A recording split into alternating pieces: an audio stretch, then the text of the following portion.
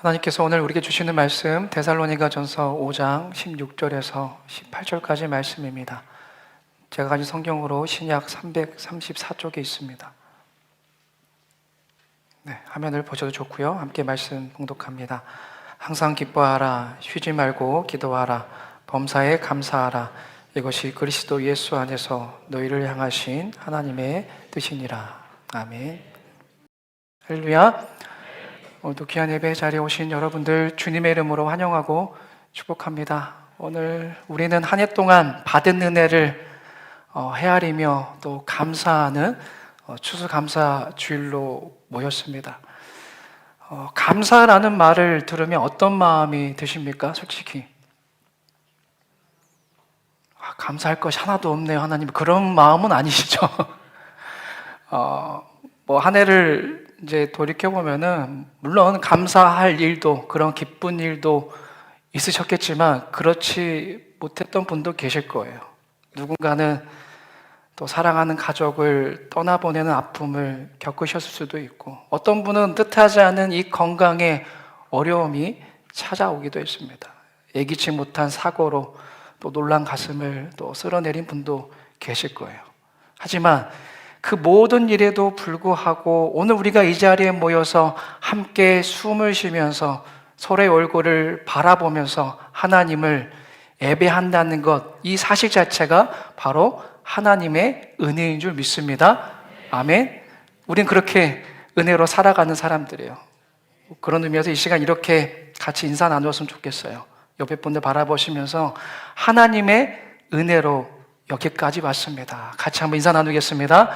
하나님의 은혜로 여기까지 왔습니다. 정말 하나님의 은혜로 저도 여기까지 온 것 같아요. 어떻게 올 한 해를 그렇게 버텨냈는지 하나님의 은혜로밖에 해석이 되지 않아요. 솔직히 근데 다사다난했던 그 순간들 속에서 감사한다는 게 참 어렵다는 것을 우리가 솔직히 고백하게 되죠. 아까도 말씀드렸듯이 기쁘고 좋은 일에는 감사하기가 쉽지만 그렇지 못한 일에 감사의 고백을 한다는 것 어려워요. 전혀 다른 문제입니다. 자, 그런 의미에서 오늘 사도 바울의 권면은 우리에게 정말 큰 도전으로 다가오는 것 같아요. 우리 다시 한번 너무나 잘 아는 말씀, 오늘 본문 데살로니가전서 5장 16절에서 18절 같이 한번 읽어볼까요? 시작. 항상 기뻐하라, 쉬지 말고 기도하라. 너희를 향하신 하나님의 뜻이니라. 아멘. 오늘은 이 말씀 중에서 특별히 감사절인 만큼 범사에 감사하라라는 말씀에 주목하고자 합니다. 이 구절을 메시지 성경을 보면요, 이렇게 말하고 있어요. 무슨 일이 일어나든지 하나님께 감사하라. 무슨 일이 일어나든지 하나님께 감사하라. 그렇게 감사하실 수 있으십니까? 무슨 일이 일어나든지요? 무슨 일이 일어나든지. 곧 씹어보세요. 무슨 일이 일어나든지. 저도 오늘 감사절임에도 불구하고 자꾸 사소한 일에도 짜증이 나더라고요. 아유, 이 세연이 녀석은 진짜 제때 일어나서 알아서 좀 가지. 아이고, 빨리 좀 커라. 무슨 일이든지 감사해야 되는데 참 쉽지가 않아요. 우리가 방금 돌아본 것처럼 인생은 항상 좋지만은 않습니다. 슬픈 일, 아픈 일, 억울한 일, 그런 일들을 더 많이 겪는 것 같아요. 그런데도 오늘 말씀은 무슨 일이 일어나든지 그 모든 일에 감사하라라고 말씀하시니 이것이 정말 가능한 일일까요? 제가 얼마 전에 한 달 좀 넘은 것 같아요. 한 달 전쯤에 그 추석 특집으로 KBS에서 조용필 콘서트를 했습니다. 보신 분 계시나요? 여러분들 늘 찬양만 들으신 분이니까 조용필이 누군지도 모르시죠? 많은 분들이 그 콘서트를 노래를 들으면서 많이 우셨다고 해요. 왜 우셨을까요? 아마 그분의 조용필의 노래에는 인생의 이야기와 또 깊은 위로가 담겨 있기 때문일 거예요. 근데 그 조용필 노래를 제가 잘 알지 못하지만 그분의 노래 중에 이 바람의 노래라는 곡이 있는데 아십니까? 어떻게 부르죠? 보다 많은 실패와 고뇌에 시간이 비켜갈 수 없다는 걸 우린 깨달았네 이렇게. 네, 저도 별로 가요를 잘 안 들어서 자, 이 가사가 참 좋더라고요. 말씀을 준비하면서 이 가사를 봤는데 참 제 마음에 깊이 와 닿았어요. 같이 공감할 수 있을 것 같아서 한번 화면을 띄워주시겠습니까? 제가 한번 읽어드릴게요. 여러분들 눈으로 한번 읽어보세요. 살면서 듣게 될까 언젠가는 바람의 노래를, 세월 가면 그때는 알게 될까 꽃이 지는 이유를, 나를 떠난 사람들과 만나게 될 또 다른 사람들, 스쳐가는 인연과 그리움은 어느 곳으로 가는가. 나의 작은 지혜로는 알 수가 없네. 내가 아는 건 살아가는 방법뿐이야. 보다 많은 실패와 고뇌의 시간이 비켜갈 수 없다는 걸 우린 깨달았네. 이제 그 해답이 사랑이라면 나는 이 세상 모든 것들을 사랑하겠네. 자, 가사는 이렇게 노래해요. 특히 우리 인생에는 보다 많은 실패와 고뇌의 시간이 기다리고 있고 아무도 그것을 피할 수 없다고, 비켜갈 수 없다라고 가사는 말합니다. 이것이 우리가 마주한 인생의 진실이지 않습니까? 자, 근데 또 가사를 보세요. 그에 대한 해답이 뭐라고 합니까? 사랑이라고 얘기를 하고 있어요. 사랑이라면은 이 세상 모든 것들을 사랑하겠네라고 고백하고 있어요. 이 세상 모든 것들은 여러분 뭘까요? 이 세상 모든 것들. 자, 여기에는 기쁨과 성공만이 있는 것이 아니에요. 우리가 피하고 싶은 슬픔도 있고 이별도 있고 실패와 고뇌의 시간까지도 이 세상 모든 것들에 포함되어 있습니다. 저는 이 가사의 고백이야말로 오늘 범사에 감사하라는 말씀의 비밀을 푸는 열쇠라고 생각해요. 여러분, 우리가 어떻게 슬픔과 실패까지도 감사할 수 있겠습니까? 그것은 먼저 그 모든 것을 하나님의 주권으로 받아들이고 내가 그 모든 것을 사랑하기로 결단할 때 가능합니다. 여러분, 이때 말하는 사랑한다라는 것은 단순히 감정, 그 일 자체를 감정적으로 좋아한다 이런 뜻이 아니에요. 우리가 어떻게 슬픔과 실패를 감정적으로 좋아할 수 있겠어요? 여기서 말하고 있는 사랑이라는 것은 결단이에요. 나의 의지가 담긴 의지적인 결단입니다. 내가 이 일조차도, 내가 이 고통과 슬픔조차도 이것이 선하신 하나님의 주권 아래 있음을 인정하겠습니다 라는 믿음의 고백이에요. 이 고통을 원망과 분노로 맞서는 대신에 그 안에 숨겨진 하나님의 뜻을 신뢰하면서 내가 품어 안겠다라는 선택입니다. 그런데 여러분, 모든 것을 사랑하며 범사에 감사하는 이 믿음, 우리가 이해는 하지만 하루아침에 이루어질까요? 여러분, 내가 이 고통과 슬픔까지도 감사하며 사랑한다는 것이 결단한다고 해서 저절로 내가 결단한 만큼 이루어질까요? 아니에요. 하루아침에 이루어지지가 않습니다. 그것은 어린아이의 걸음마처럼 단계를 밟아가며 자라나는 것이에요. 이 과정을 우리는 거쳐야 한다는 겁니다. 자, 이 험난한 믿음의 여정을 저는 4가지 수준의 감사로 나누어 생각해 보려고 합니다. 자, 첫 번째 수준은 그러니까 감사입니다. 한번 따라해 볼까요? 그러니까 감사. 네, 그러니까 감사. 이게 첫 번째 수준의 감사예요. 그러니까 감사. 자, 이것은 뭐예요? 이유와 조건이 있는 감사입니다. 자녀가 대학에 들어갔으니까, 원하는 대학에 들어갔으니까 감사한 거예요. 내가 오랫동안 기도했던 그 기도의 제목이 응답했으니까 감사한 거예요. 아팠던 몸이 건강을 되찾았으니까 감사한 거예요. 이것은 가장 기본적이고 자연스러운 감사이죠. 자, 근데 누가복음 17장에 보면은 우리가 잘 아는 10명의 나병 환자 이야기가 나와요. 자, 그들은 불치병을 다 갖고 있었습니다.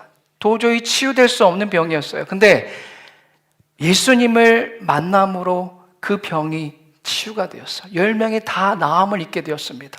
자, 어떻게 해야 돼요? 나음을 입게 되었으니까, 그러니까 마땅히 감사해야 되겠죠. 근데 10명 모두가 감사한 게 아니라 딱 한 명만이 감사했습니다. 누구인가요? 사마리아인. 사마리아인 한 사람만 주님께로 돌아와서 그러니까 감사했어요. 주님이 말씀하셨어요. 나머지 9은 어디 갔느냐, 어디 있느냐라면서 안타까워했습니다. 여러분, 이유가 분명할 때 감사하는 것, 이것이 감사의 시작입니다. 우린 이 정도는 할 수 있어야 돼요. 참 감사하게도 이번 우리 감사 캠페인의 열매를 여러분들이 잘 쓰셨어요. 제가 잔소리를 많이 하긴 했지만 그래도 이렇게 하나하나씩 다 쓰셨더라고요. 대부분이 그러니까 감사가 참 많더라고요. 호흡할 수 있어서 감사, 뭐 이런 예배 드릴 수 있어서 감사, 이런 다양한 감사의 내용의 열매들이 있었어요. 자, 이유가 분명할 때 감사하는 것, 감사의 시작입니다. 자, 그러나 여러분, 만약에 기도 응답이 되지 않고 원하던 일이 이루어지지 않는다면은 우리의 감사는 멈춰야 할까요? 아니죠. 이때 필요한 게 두 번째 수준이에요. 뭐겠습니까? 그럼에도 감사로 가야 돼요. 한번 따라해 볼까요? 그럼에도 감사. 이것은 이유와 조건을 초월하는 감사예요. 성경의 인물 가운데 이 그럼에도 감사의 본을 보인 게 아마 구약에 나오는 욥일 거예요. 그는 이런 감사를 드렸습니다. 욥은 우리가 잘 알고 있듯이 모든 것을 다 잃었어요. 모든 재산을 잃었고 10명의 자녀를 하루아침에 다 잃어버렸습니다. 건강마저 잃었어요. 아내의 저주까지 받게 되었어요. 감사할 이유가 단 하나도 남아있지 않은 상황입니다. 하지만 그 절망의 잿더미 속에서도 욥은 이렇게 고백합니다. 오늘 본문 말씀, 오늘 욥기서 1장 21절 하반절을 화면으로 보실까요? 함께 읽습니다. 시작. 주신 이도 여호와시요 거두신 이도 여호와시오니 여호와 이름이 찬송을 받으실지니이다. 아멘. 여러분, 욥이 미치지 않고서야 어떻게 이런 감사의 노래를, 기도를 올릴 수가 있었겠습니까? 비극이 기뻐서 그랬겠습니까? 아니에요. 모든 것을 잃어버렸지만 그럼에도 불구하고 그 모든 것의 주인이 하나님이심을 믿고 신뢰하기에 그는 그런 감사를 올려드릴 수 있었다라는 겁니다. 선물이 사라졌어도 그 선물을 주시는 분이 하나님이심을 알기에 그분을 여전히 찬양하는 믿음이 바로 그럼에도 불구하고 감사라는 거예요. 여기에 멈춰서는 안 돼요. 다음 수준이 있습니다. 세 번째 수준, 따라해 보세요. 그럴수록 감사. 그럴수록 감사. 이것은 어려움을 오히려 감사의 기회로 바꾸는, 이거 역시도 초월적인 감사입니다. 자, 여기에 대표적인 인물이 있어요. 우리가 잘 아는 하박국 선지자입니다. 자, 그가 활동하던 시대는 정말 풍정등화와 같은 상황이었어요. 바벨론이라는 이 거대한 제국이 유다를 위협하는, 당장이라도 그 나라를 삼켜버릴 그런 풍정등화 같은 상황에 놓여 있었어요. 나라는 안팎으로 무너지고 있었습니다. 밖으로는 전쟁의 위협이, 안으로는 경제가 완전히 파탄났어요. 하나님의 정의와 공의가 실종되어 버렸습니다. 감사할 이유가 하나도 없어요.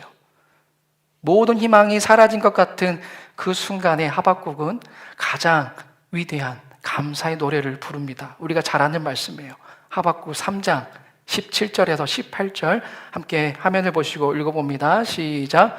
비록 무화과 나무가 무성하지 못하며 포도나무에 열매가 없으며 소출이 없으며 밭에 먹을 것이 없으며 우리의 양이 없으며 애안간에 소가 없을지라도 나는 여호와로 말미암아 즐거워하며 나의 구원의 하나님으로 말미암아 기뻐하리로다. 아멘. 죄다 없다고 얘기하죠. 자, 무화과, 포도, 감람나무는 당시 이스라엘의 주 수입원이었습니다. 또 밭에 먹을 것, 양과 소는 생존 그 자체예요. 그것이 있어야 살 수 있는 거예요. 무슨 말이에요? 모든 것이 없다라는 거예요. 당장 내일 먹을 것도 없고 미래의 희망도 보이지 않는 최악의 상황이라는 것입니다. 하지만 하박국은 어때요? 그럴수록 더욱 노래하는 거예요. 선포합니다. 나는 상황 때문에 기뻐하는 것이 아니라 여호와로 말미암아 즐거워하겠다. 나의 구원의 하나님 그분만으로 나는 기뻐하겠다라고 선포하는 것입니다. 할렐루야. 상황에 의한 기쁨이 아니라는 거예요. 상황 때문에 감사하지 않겠다는 것입니다.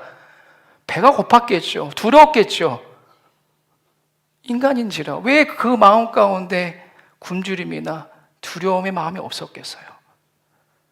의지적인 결단을 하는 거예요. 하박국도 상황이 아니야. 내 기쁨의 근원, 내 감사의 근원은 오직 하나님이야. 여호와 한 분만으로 나는 즐거워할 테야라면서 의지를 가지고 결단하는 하박국입니다. 환경을 초월하여 하나님 한 분만으로 기뻐하며 드리는 감사. 없을수록, 힘들수록 더욱더 하나님을 붙드는 이 믿음, 이것이 바로 그럴수록 감사라는 것을 여러분 모두가 마음에 새기시기 바랍니다. 마지막이에요. 네 번째 수준의 감사. 그것까지 감사입니다. 함께 따라해 볼까요? 그것까지 감사. 그것까지 감사. 자, 이것은 문제와 아픔 그 자체를 감사의 조건으로 받아들이는 가장 성숙한 믿음의 태도입니다. 자, 이 성숙한 감사의 믿음의 태도를 보여준 인물이 바로 사도 바울이에요. 우리가 알고 있듯이 사도 바울은 여러분 몸에 가시가 있었습니다. 자, 이 가시의 의미가 정확히 무엇을 말하는지 우리는 알 수 없어요. 근데 분명한 것은 그 가시 때문에 사도 바울은 너무나도 고통스러워했다라는 거예요. 그래서 그는 이것을 없애달라고 주님께 3번이나 간청했습니다. 주님, 이것 때문에 죽겠습니다. 제 안에 있는 이 가시를 없애주옵소서라고 간절하게 3번이나 기도했던 바울인데, 그때마다 이렇게 응답하셨어요. 내 은혜가 내게 족하도다라고 말씀하세요. 내 은혜가 내게 족하도다. 마침내 그는 이렇게 고백하기에 이릅니다. 고린도후서 12장 9절의 말씀 같이 한번 화면을 볼까요? 함께 읽습니다. 시작. 이는 내 능력이 약한 데서 온전하여 지민이라 하신지라. 그러므로 도리어 크게 기뻐함으로 나의 여러 약한 것들에 대하여 자랑하리니 이는 그리스도의 능력이 내게 머물게 하려 함이라. 아멘. 바울은 기도하면서 또 하나님의 응답을 들으면서 깨달았어요. 그래, 그 가시는 나를 고통스럽게 만드는 저주가 아니구나. 오히려 나를 겸손케 만들고 하나님의 능력을 더 붙들게 하는 통로구나. 이거야말로 또 은혜구나. 그래서 그는 그 가시의 아픔까지도, 그것까지도 감사하며 도리어 뭐예요? 자랑하기에 이르게 된 겁니다. 자랑하기에 이르게 되었기 때문에 오늘 말씀에 기록된 거예요. 사도 바울의 그 고백이 오늘 우리 모두의 고백이 되었으면 좋겠어요. 제가 간절히 기도하는 것이 있습니다. 제가 특별히 우리 한우들, 또 우리 한우들의 가족들을 위한 기도를 제가 간절히 하는데 얼마나 힘들겠어요, 여러분. 어쩌면 그분들에게 그게 가시일 겁니다. 아무리 믿음이 좋아도 뜻하지 않는 가시를 경험하게 되면 흔들릴 수밖에 없어요. 그럼에도 저는 그분들이 이렇게 고백할 수 있기를 기도합니다.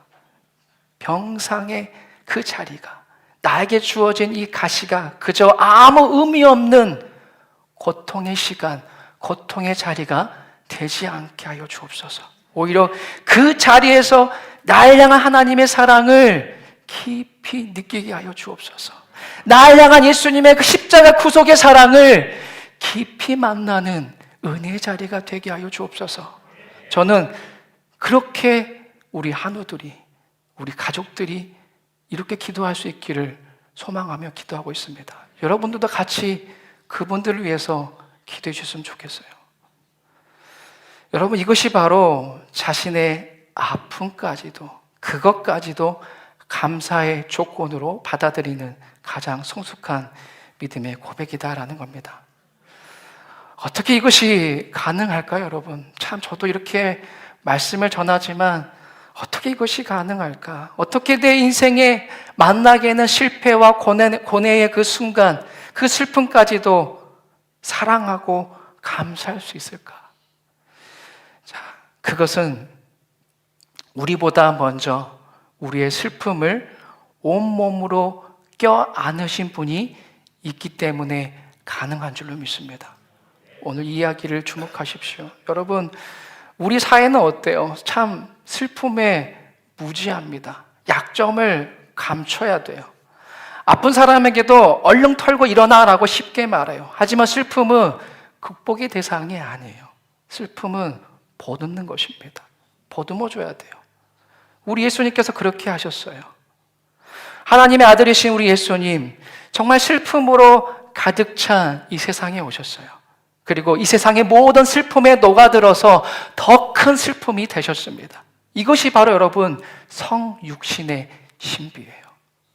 어떻게 하나님이 인간의 몸을 입고 이 슬픈 세상 가운데 오실 수가 있을까요?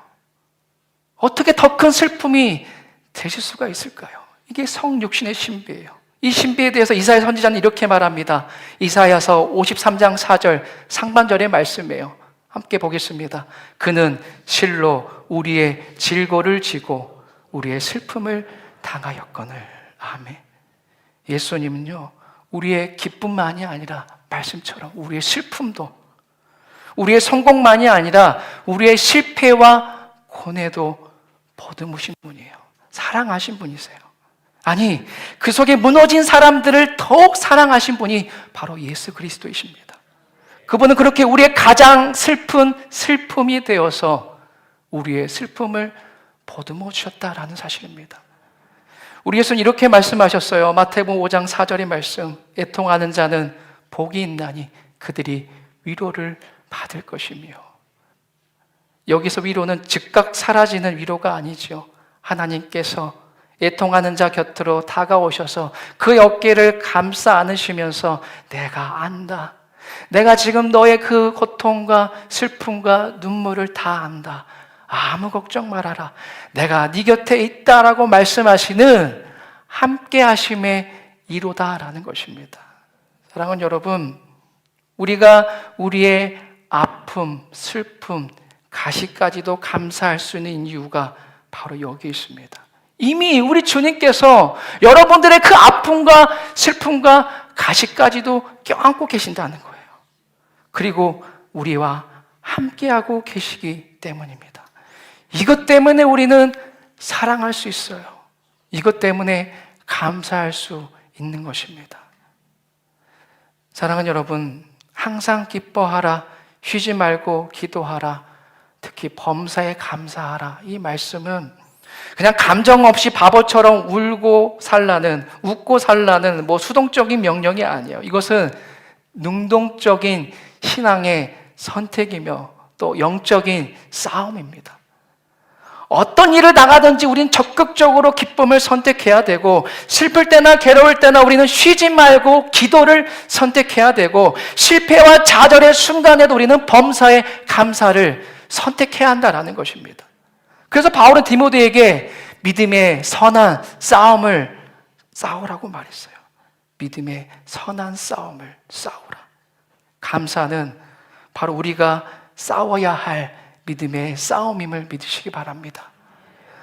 차오케 시인은요, 이렇게 기도했습니다. 화면을 같이 보시고 함께 읽어볼까요? 함께 읽어봅니다. 시작. 기쁨만 아니라 슬픔도 감사하겠습니다. 희망만 아니라 절망도 감사하겠습니다. 승리만 아니라 패배도 감사하겠습니다. 건강만 아니라 아픔도 감사하겠습니다.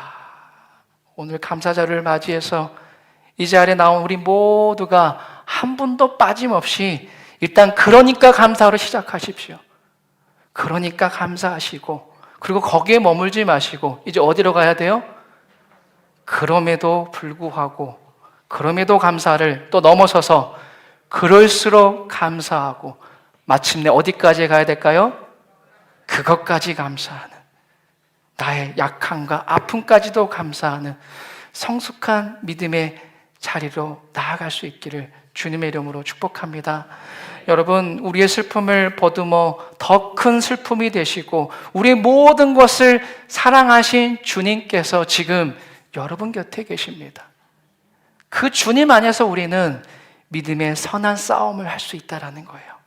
믿음의 선한 싸움을 싸우면서 범사에 감사할 줄 아는 참된 그리스도인들 다 되시기를 주님의 이름으로 축원합니다.